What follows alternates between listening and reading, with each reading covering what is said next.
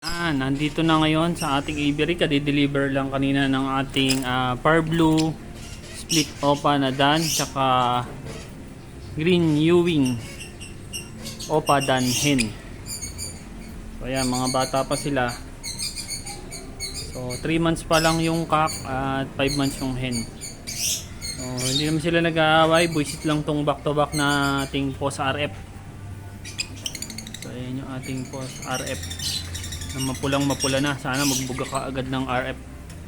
So ayan, yun yung mga pangmalakasan nating ibon sa ating aviary ngayon.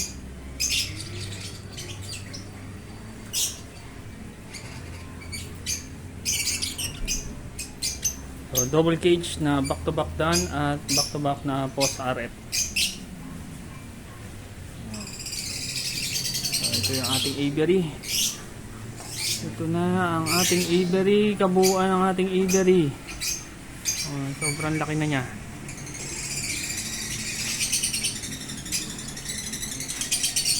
Okay. So sinalang ko na ulit ang aking albino cock femino hen, snake eye. Nandito naman yung green opa split ino at saka cremino opa. Ito may pisa na to, green opa cock tapos Latino hen. Ayan. Dito naman back to back na yellow bull, nakapisa na rin. Ito yung ating mini flight cage. Dito yung nursery, yung mga pababa. Ayan, may Latino, may Par Blue. Nandyan din yung split Dan na Par Blue. Ayun, yung Ewing split Dan na Par Blue. Napakagandang ibon.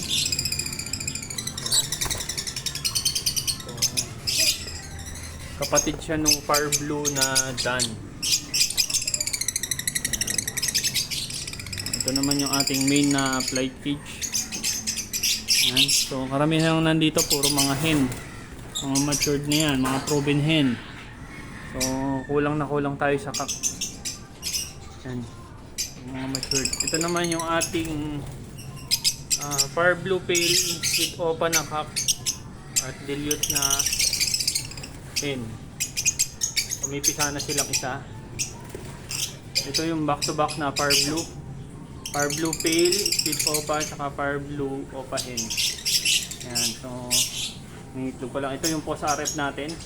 Nabili natin kay Alvin Mini Aviary, green opa at saka olive green opa na post RF. Ito naman back to back na Par Blue na Pale. Ito naman yung ating Par Blue Pastel, Split Ino at Lutino na hen. Yan, ipisa sila. Tatlo. Andyan yung ating yellow bull opaline.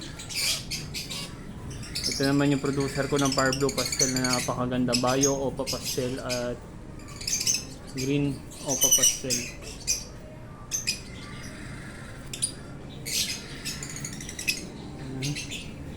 Yan yung kabuuan ng ating ibunan. Maraming salamat.